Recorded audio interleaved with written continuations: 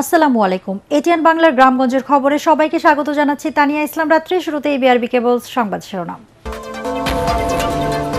ওসমান হাদি হত্যা চেষ্টার ঘটনায় প্রধান আসামি ফয়সালের বাবা মা গ্রেফতার।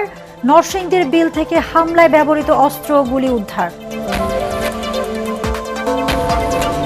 নির্বাচনের প্রার্থীদের নিরাপত্তা ঝুঁকি নেই দাবি স্বরাষ্ট্র উপদেষ্টার। আইন শৃঙ্খলা বাহিনীকে নিষ্ঠা ও সততার সঙ্গে কাজ করার আহ্বান।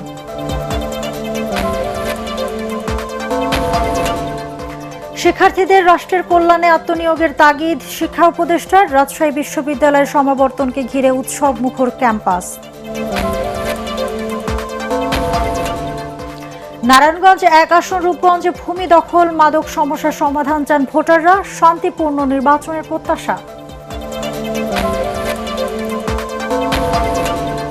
এবং উত্তরের জেলা পঞ্চগড়ে কয়েকদিন ধরে তীব্র শীত, সর্বনিম্ন তাপমাত্রা তেঁতুলিয়ায় ৯.৭ ডিগ্রি। শুনছিলেন বিআরবি কেবলস সংবাদ শিরোনাম, এবার বিস্তারিত। ইনকলাব মঞ্চের মুখপাত্র এবং ঢাকা ৮ আসনের স্বতন্ত্র প্রার্থী ওসমান হাদি হত্যা চেষ্টায় ব্যবহৃত অস্ত্র ও ম্যাগাজিন উদ্ধার করেছে র্যাব। এই ঘটনায় সংশ্লিষ্টতার অভিযোগে মোহাম্মদ ফয়সাল নামে এক যুবককে আটক করা হয়েছে। এক সংবাদ বিজ্ঞপ্তিতে র্যাব জানায়, নরসিংদী জেলার সদর থানাধীন তরুয়া এলাকার মোল্লার বাড়ির সামনে তরুয়ার বিলের পানির মধ্য থেকে এসব অস্ত্র উদ্ধার করা হয়। উদ্ধারকৃত আলামতের মধ্যে রয়েছে ২টি বিদেশি পিস্তল, ২টি ম্যাগাজিন, একটি খেলনা পিস্তল, ৪১ রাউন্ড গোলা বারুদ। উদ্ধার হওয়া অস্ত্রের কোনো একটি দিয়ে হাদিকে গুলি করা হয়েছে কিনা তা ফরেনসিক পরীক্ষার পর জানা যাবে। এর আগে হাদিকে গুলি করার ঘটনায় মূল আসামি ফয়সাল করিম মাসুদের বাবা মা সহ ৩ জনকে গ্রেফতার করা হয়। নির্বাচনে প্রার্থীদের নিরাপত্তার কোনো ঝুঁকি নেই বলে মন্তব্য করেছেন স্বরাষ্ট্র উপদেষ্টা অবসরপ্রাপ্ত লেফটেন্যান্ট জেনারেল জাহাঙ্গীর আলম। দুপুরে নারায়ণগঞ্জের বিকেএমই এর প্রধান কার্যালয়ে পুলিশ ভ্যান হস্তান্তর অনুষ্ঠানে তিনি এই মন্তব্য করেন। কোনো প্রার্থীর নির্বাচন থেকে সরে দাঁড়ানো তার ব্যক্তিগত ব্যাপার বলে মনে করেন স্বরাষ্ট্র উপদেষ্টা। প্রধান উপদেষ্টার বিশেষ সহকারী খোদা বক্স চৌধুরী, বিকেএমই এর সভাপতি মোহাম্মদ হাতেম, শিল্প পুলিশের প্রধান গাজী জসিম উদ্দিন ও ঢাকা রেঞ্জের ডিআইজি রেজাউল করিম মল্লিক সহ প্রশাসনের ঊর্ধ্বতন কর্মকর্তারা এ সময় উপস্থিত ছিলেন।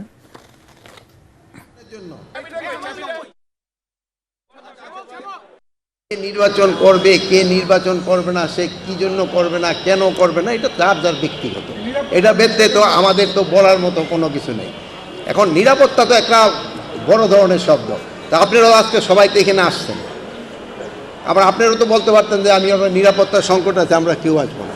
তো এইটার ক্ষেত্রে তো মানে যার যার ব্যক্তিগত ব্যাপার, উনি নির্বাচন কেন করবে না, এটা হয়তো আমার এই ভাইয়ের আছে যে ওনারা অনুসন্ধানী সাংবাদিকতা করলে হয়তো ওনারা বের করতে পারবে। জ্ঞান কেবল ব্যক্তিগত উন্নয়নের জন্য নয়, বরং এটি দায়িত্বের সৃষ্টি করে, এমন আহ্বান জানিয়ে শিক্ষা উপদেষ্টা অধ্যাপক ডক্টর চৌধুরী রফিকুল আবরার বলেছেন, সমাজ ও রাষ্ট্রের কল্যাণে আত্মনিয়োগ করাই শিক্ষার প্রকৃত উদ্দেশ্য। রাজশাহী বিশ্ববিদ্যালয়ের দ্বাদশ সমাবর্তন অনুষ্ঠানে তিনি এসব কথা বলেন।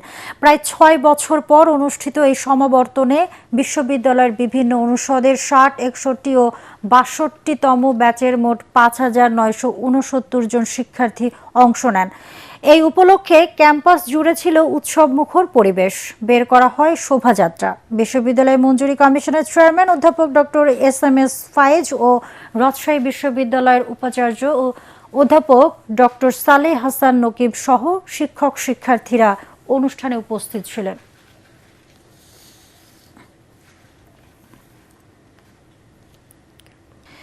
জমে উঠেছে রূপগঞ্জ উপজেলা নিয়ে গঠিত নারায়ণগঞ্জ ১ আসনের নির্বাচনী প্রচারণা। চায়ের দোকান থেকে হাটবাজার সর্বত্রই জমজমাট নির্বাচনী আলোচনা আর আড্ডায়। রূপগঞ্জের ভূমি দখল প্রতিরোধ, মাদক, বেকারত্বের সমস্যা সমাধান সহ নানা প্রতিশ্রুতি নিয়ে ভোটারদের দ্বারে দ্বারে যাচ্ছেন বিএনপির এমপি প্রার্থী মুস্তাফিজুর রহমান ভুইয়া দীপু আর জামায়াতের প্রার্থী আনোয়ার হোসেন মোল্লা। বিস্তারিত ইয়াসিন রানা রিপোর্টে। রূপগঞ্জ উপজেলা নিয়ে গঠিত নারায়ণগঞ্জ ১ আসনের ভোটার সংখ্যা ৪ লাখেরও বেশি। আসনটিতে নদীর একপারে গড়ে উঠেছে শিল্প কারখানা আর অন্য পারে পূর্বাচল উপশহর। রাজধানী ঢাকা লাগোয়া এই আসনে বিভিন্ন আবাসন প্রকল্পের কারণে জমি দখলে অতিষ্ঠ এলাকার মানুষ। রয়েছে চনপাড়ার মতো মাদকের আখড়া। এসব সমস্যার সমাধানে প্রতিশ্রুতি দিয়ে ভোটের মাঠে রয়েছেন এমপি প্রার্থীরা। এখানে বিএনপি প্রার্থী তরুণ নেতা মোস্তাফিজুর রহমান ভূঁইয়া দীপু, আর জামাতের হয়ে লড়বেন আনোয়ার হোসেন মোল্লা। এছাড়াও ভোটের মাঠে আছেন সাবেক ছাত্রদল নেতা দুলাল হোসেন। আমাদের কত হলো সন্ত্রাস মুক্ত, মাদক মুক্ত, যাতে গরিব দুইটা ডাইল ভাত খাইতে পারে, সেই জিনিসটা যেন তারা করে। গরিব মানুষ আমরা খাইতে খামো, কাজ করে ভাত খামো, যেমন একটু ভালো এই দিয়েছে। আমরা ভোটার হিসাব জরিপ করলে 60% আওয়ামী লীগ আছে।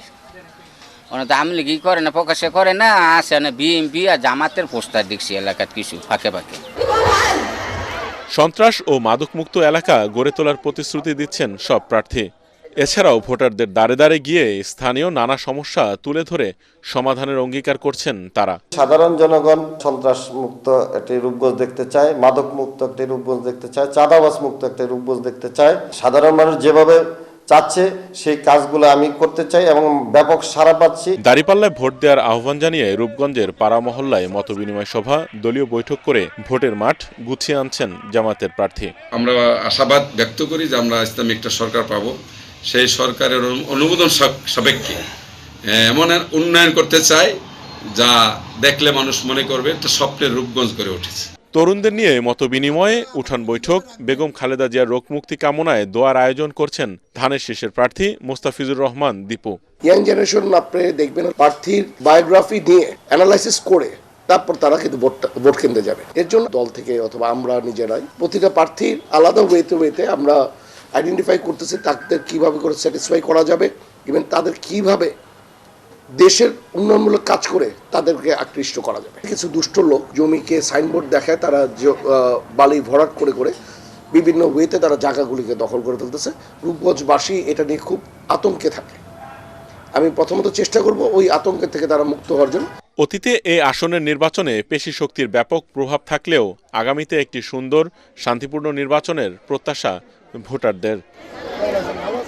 ইয়াসিন রানা, এটিএন বাংলা, রূপগঞ্জ, নারায়ণগঞ্জ।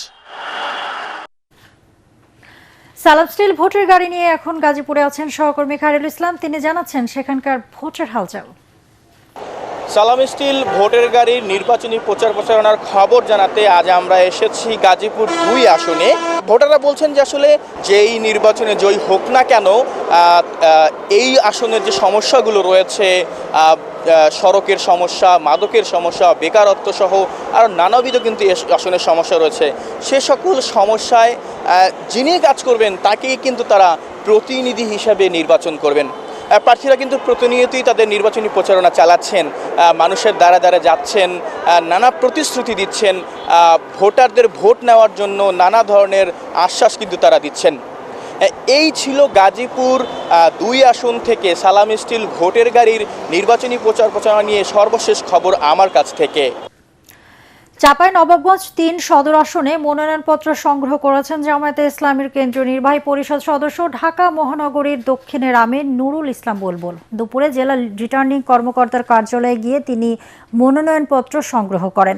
এ সময় তিনি আগামী জাতীয় সংসদ নির্বাচনের সকল প্রার্থী ও কর্মী সহ ভোটারদের নিরাপত্তার পাশাপাশি সুষ্ঠু এবং গ্রহণযোগ্য নির্বাচন অনুষ্ঠানে লেভেল প্লেইং ফিল্ড নিশ্চিত করার দাবি জানান। জামায়াতের কেন্দ্রীয় সাংগঠনিক সম্পাদক অধ্যাপক রফিকুল ইসলাম, মজলিসের শুরা সদস্য ও চাঁপাইনবাবগঞ্জ সদর 3 আসনের সাবেক এমপি অধ্যাপক লতিফুর রহমান সহ অন্যান্য নেতারা এ সময় উপস্থিত ছিলেন। ত্রয়োদশ জাতীয় সংসদ নির্বাচনে মনোনয়নপত্র উত্তোলনের প্রথম দিনে মেহেরপুর 1 সদর ও মুজিবনগর আসনে বিএনপি থেকে সাবেক এমপি মাসুদ অরুণের পক্ষে মনোনয়নপত্র সংগ্রহ করেছেন তার ভাই অ্যাডভোকেট মারুফ আহমেদ বিজন। অন্যদিকে একই আসন জেলা জামায়াতের আমির মাওলানা তাজউদ্দিন খান ও মেহেরপুর 2 গাংনী আসন থেকে মনোনয়নপত্র সংগ্রহ করেন জেলা জামায়াতের শুরা সদস্য নাজমুল হুদা। দুপুরে জেলা প্রশাসকের সম্মেলন কক্ষে জেলা রিটার্নিং কর্মকর্তা ডক্টর সৈয়দ এনামুল কবিরের হাত থেকে তারা মনোনয়নপত্র সংগ্রহ করেন। এ সময় ভোট অনুষ্ঠানের ক্ষেত্রে আইন শৃঙ্খলা বাহিনী ও প্রশাসনের গুরুত্বপূর্ণ ভূমিকা পালনের আহ্বান জানান প্রার্থীরা।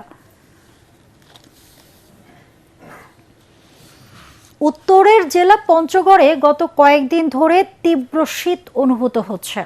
আজ সকাল 9টায় সেখানে সর্বনিম্ন তাপমাত্রা 9.7 ডিগ্রি সেলসিয়াস রেকর্ড করে তেঁতুলিয়া আবহাওয়া অফিস। মঙ্গলবার সর্বনিম্ন তাপমাত্রা ছিল 9.5 ডিগ্রি সেলসিয়াস। এর আগে গত বৃহস্পতিবার চলতি শীত মৌসুমে সর্বনিম্ন 8.9 ডিগ্রি সেলসিয়াস তাপমাত্রা রেকর্ড করা হয় তেঁতুলিয়ায়। স্থানীয়রা জানান, হিমালয় থেকে আসা বাতাসের কারণে প্রতিদিন বিকালের পর থেকে পরদিন সকাল পর্যন্ত কনকনে শীত অনুভূত হচ্ছে। এতে বিপাকে পড়েছেন নিম্ন আয়ের শ্রমজীবী মানুষ।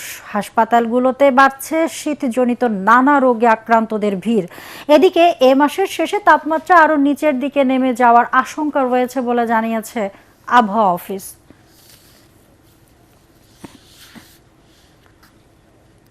মাগুরায় রাজাকারের প্রতি ঘৃণা প্রকাশ করেছেন সাধারণ শিক্ষার্থীরা। বুধবার দুপুরে মাগুরা হোসেন শহীদ সোহরাওয়ার্দী কলেজের শিক্ষার্থীরা কলেজের মূল ফটকে রাজাকারের প্রতীকী ঘৃণা স্তম্ভ তৈরি করে স্যান্ডেল মারার মাধ্যমে প্রতিবাদ জানান। এই কর্মসূচিতে শিক্ষার্থীদের পাশাপাশি পথচারী সাধারণ মানুষও স্বতঃস্ফূর্তভাবে অংশ নেন। স্বাধীনতা বিরোধীদের বিরুদ্ধে এমন প্রতিবাদী উদ্যোগে এলাকা জুড়ে ব্যাপক সাড়া পড়ে। অনেকেই সাধারণ শিক্ষার্থীদের এই উদ্যোগকে সাধুবাদ জানিয়ে একাত্মতা প্রকাশ করেন।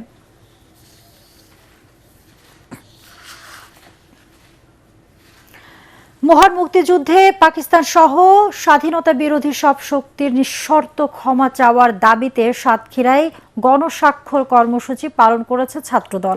দুপুরে শহরের শহীদ আব্দুর রাজ্জাক পার্কে সাতক্ষীরা শহর ছাত্রদলের আয়োজনে এই কর্মসূচি পালিত হয়। এ সময় বক্তারা বলেন, মুক্তিযুদ্ধকালে সংগঠিত গণহত্যা ও মানবতা বিরোধী অপরাধের দায় এড়ানোর সুযোগ নেই। ইতিহাসের প্রতি দায়বদ্ধতা থেকে স্বাধীনতা বিরোধীদের নিঃশর্ত ক্ষমা চাইতে হবে। কর্মসূচিতে ছাত্রদলের বিভিন্ন ইউনিটের নেতাকর্মীরা অংশ নেন। পাবনার ঈশ্বরদীতে ইট ভাটার ব্যবসাকে কেন্দ্র করে আপন চাচাতো ভাই বীরু মোল্লা নামের একজনকে গুলি করে হত্যার অভিযোগ উঠেছে অপর চাচাতো ভাই জহুরুল মোল্লার বিরুদ্ধে। সকালে উপজেলার লক্ষ্মীকুঞ্জা ইউনিয়নের কামালপুর এলাকায় এই ঘটনা ঘটে। নিহত বীরু মোল্লা ওই এলাকার আবুল হোসেন মোল্লার ছেলে। জানা যায়, ইট ভাটার ব্যবসাকে কেন্দ্র করে কয়েকদিন ধরে কথা কাটাকাটি চলছিল তাদের মধ্যে। এরই জের ধরে জহুরুল মোল্লা বীরু মোল্লাকে গুলি করে হত্যা করে। নিহতের বিষয়টি নিশ্চিত করেন ঈশ্বরদী থানার ভারপ্রাপ্ত কর্মকর্তা মোহাম্মদ মনিরুজ্জামান। মায়ানমারে পাচারকালে সিমেন্ট বোঝাই দুটি বোট সহ 23 জনকে আটক করেছে বাংলাদেশ নৌবাহিনী। দেশের সমুদ্র সীমার সার্বভৌমত্ব সুরক্ষা ও সামুদ্রিক নিরাপত্তা নিশ্চিতকরণ এবং সমুদ্রে সুশাসন প্রতিষ্ঠার লক্ষ্যে নৌবাহিনী নিয়মিত টহল পরিচালনা করে আসছে। এরই ধারাবাহিকতায় মঙ্গলবার বঙ্গোপসাগরের টহল চলাকালে কুতুবদিয়া বহির্নোঙর এলাকা থেকে অবৈধভাবে মায়ানমারে পাচারকালে দুটি ইঞ্জিন চালিত বোট সহ 1750 বস্তা সিমেন্ট উদ্ধার করা হয়। এ সময় নৌবাহিনীর জাহাজ মহিবুল্লাহ ধাওয়া করে এফবি আজিজুল হক এবং এফবি রুনা আক্তার নামে দুটি বোট আটক করে। পরে জব্দ করা মালামাল ও আটক ব্যক্তিদের পতেঙ্গা মডেল থানায় হস্তান্তর করা হয়।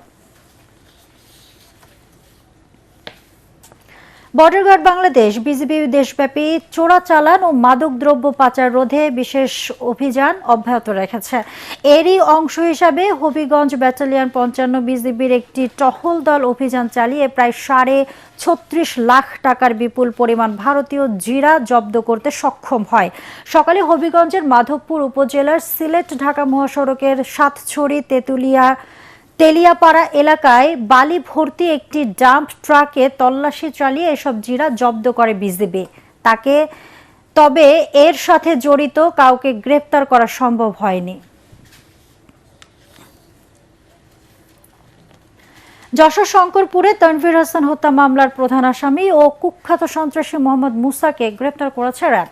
গতরাতে শহরের আইটি পার্ক এলাকায় অভিযান চালিয়ে তাকে গ্রেপ্তার করা হয়। এ সময় 5টি ককটেল ও একটি পিস্তলের ম্যাগাজিন উদ্ধার করে র্যাব। গ্রেপ্তারকৃত মুসা শঙ্করপুর এলাকার বাসিন্দা হাফিজুর রহমানের ছেলে। তার বিরুদ্ধে 3টি হত্যা মামলা সহ বিভিন্ন অপরাধে মোট 10টি মামলা বিচারাধীন রয়েছে। তারুণ্য নির্ভর নতুন বাংলাদেশ গঠনে নড়াইলে এসো দেশ বদলায় পৃথিবী বদলায় শীর্ষক আলোচনা সভা অনুষ্ঠিত হয়েছে। জেলা প্রশাসকের সম্মেলন কক্ষে এই সভার আয়োজন করা হয়।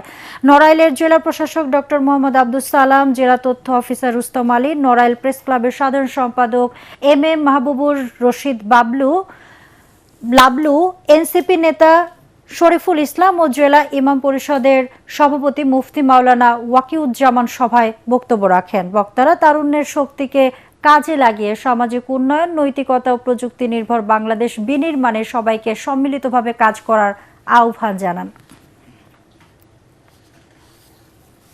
ঝালকাঠি শহরকে পরিচ্ছন্ন ও বাসযোগ্য রাখতে পৌরসভার আয়োজনে এবং স্বেচ্ছাসেবী সংগঠন বিডি ক্লিন এবং যুব রেড ক্রিসেন্টের সহযোগিতায় পরিচ্ছন্নতা অভিযান পরিচালিত হয়েছে।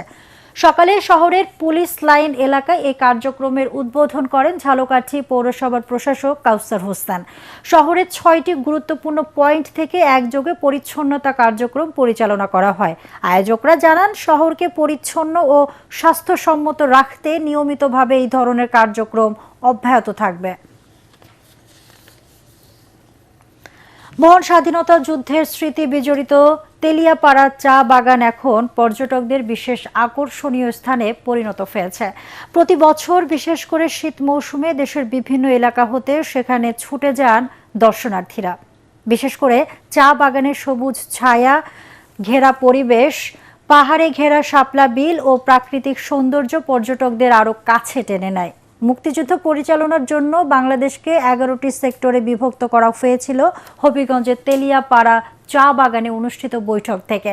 1971 সালের 4 এপ্রিল ওই বাগানের বড় বাংলোতে মুক্তিযুদ্ধ পরিচালনা কৌশল নির্ধারণ করতে প্রথম সভা অনুষ্ঠিত হয়। টিলা ও পাহাড় বেষ্টিত চা বাগানের মনোরম পরিবেশে মুক্তিযুদ্ধের সর্বাধিনায়ক আতাউল গনি ওসমানীর উপস্থিতিতে 27 সেনা কর্মকর্তা মিলিত হয়েছিলেন ওই বৈঠকে।